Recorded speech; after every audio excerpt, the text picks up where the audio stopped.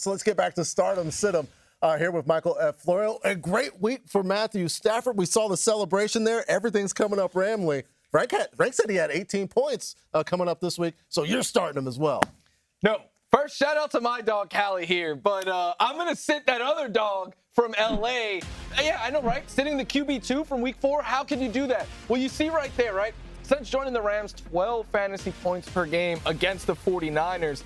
And it's even worse when you dig into the numbers a bit. He has 1 passing touchdown or fewer in each of his last 5 regular season matchups against this 49ers defense. Last season, 221 passing yards or fewer. In the second game, he didn't even get to 200 passing yards. So with it being a short week, without you being able to bank on rushing numbers, with him not having, when these two teams get together, they just hate each other. So, I don't expect the biggest fantasy day here. I think there's better options than Matthew Stafford. Yeah, it makes sense. There have been some nasty rock fights in the history of this rivalry. So we went to sit first. Who are we actually starting at quarterback? Must start Justin Fields. I was saying last week, I was saying to draft him. He was my QB6, all of this. I am going to ride Justin Fields until the wheels fall off here. Last week I tweeted before the game, try to trade for Justin Fields now. Go read the comments from the first half of that game. They are hilarious. But then he had that 43-yard touchdown run, and he finished with 27 fantasy points, his second time in 3 games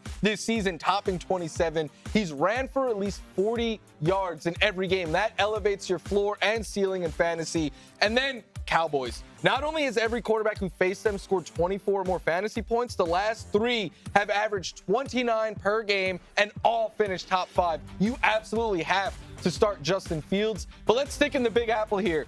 Jackson Dart, he of the most swag in New York right now. He only threw for 111 passing yards and 1 touchdown last week. He still got 20 fantasy points because he ran for over 50 yards and a touchdown. What you won't see in the box score is that he had a near 40-yard run called back due to penalties.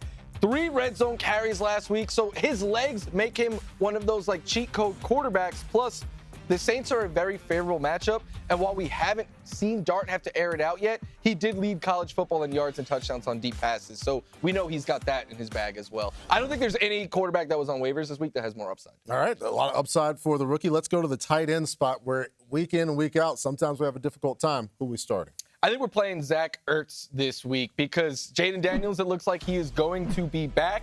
And Ertz has averaged 15 fantasy points per game when Jaden Daniels plays. Plus, when you watch the Chargers, their weakness is at the seams, right? You could attack the slot against this Chargers defense.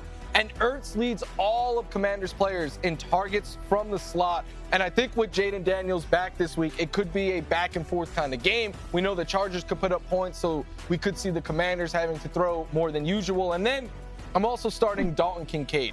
Only 2 targets last week, but he did catch a touchdown. He has topped 7 fantasy points in every game and twice been over 14. I know that doesn't sound like a whole lot, but at tight end, that is a safe floor and some upside. Plus, Patriots have allowed the 6th most yards and 9th most fantasy points per game to tight ends. And while we're talking about the Bills, I have them on my shoe right now. These shoes, shout out to Drippin' with Jay. He made me these custom. And you could also see his work every week on the field because he makes James Cook's cleats every single week. Oh, nice. You got a tie-in, some Mets on there as well. Little New York. It's actually my tattoos put on the shoe. Fully customized shoes for Michael F. Florio. Let's get a fully customized sit for everybody's tight end position on their fantasy roster. I'm going to sit Dallas Goedert. And at first, when I started researching him, I thought I was going to have him as a start because he's been putting up fantasy points as of late. But then you look at how.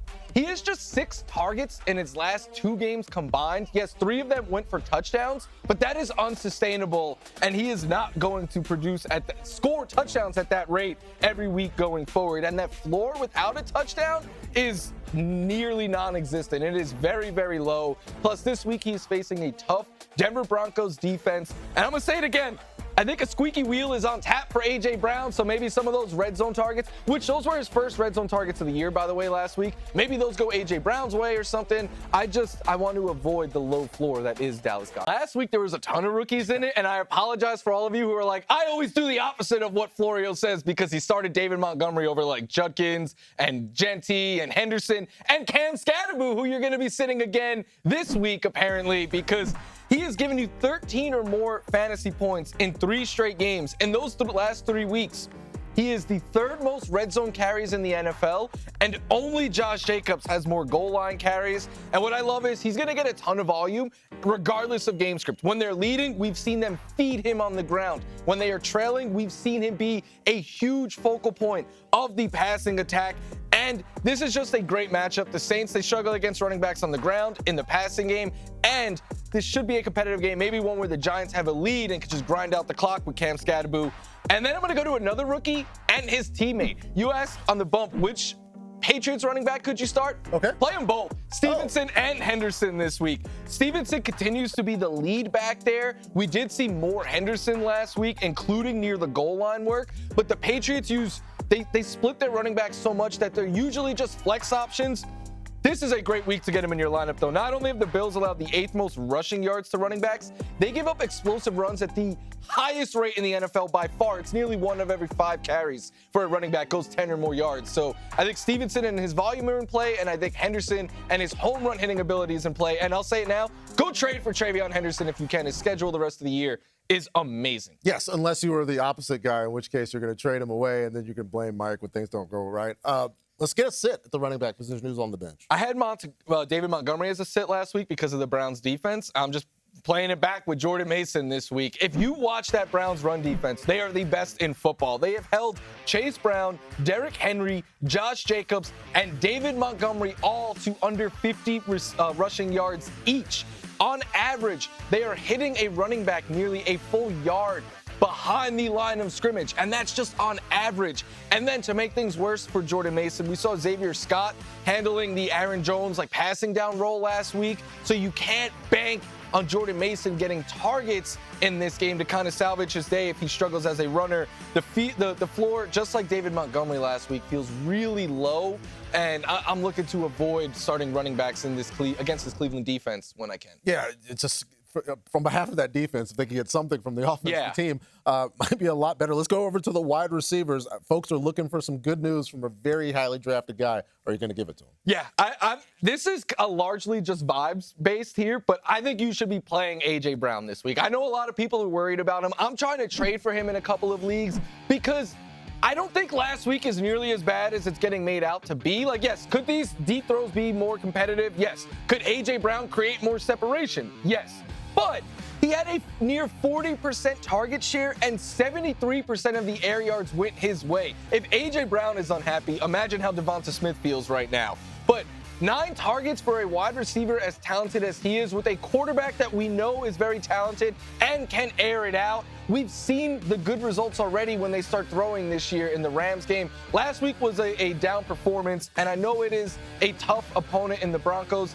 I still trust A.J. Brown's talent, and I think a squeaky wheel game could be coming. I believe in those, so I'm riding it out with A.J. Brown where I have him, and I think you guys should as well.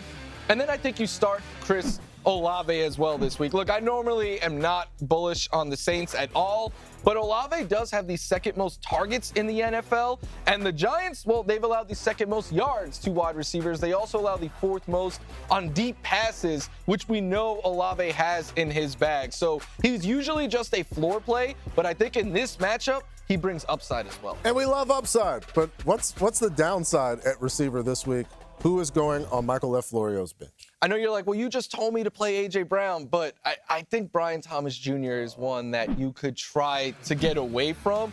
His best fantasy game of the year was last week, and it was less than 11 fantasy points. The thing, though, is he is the 4th lowest catchable target rate. It's not on him. It's largely on the quarterback play there, but that doesn't matter when it comes to fantasy production. Right now, his 37.5 catch rate, that would be the worst by any receiver in the last 15 seasons. And the Chiefs, they've been really tough on out wide receivers, which is where he plays. So not a must sit, but if you have the capability of getting away, I think you could try to do so.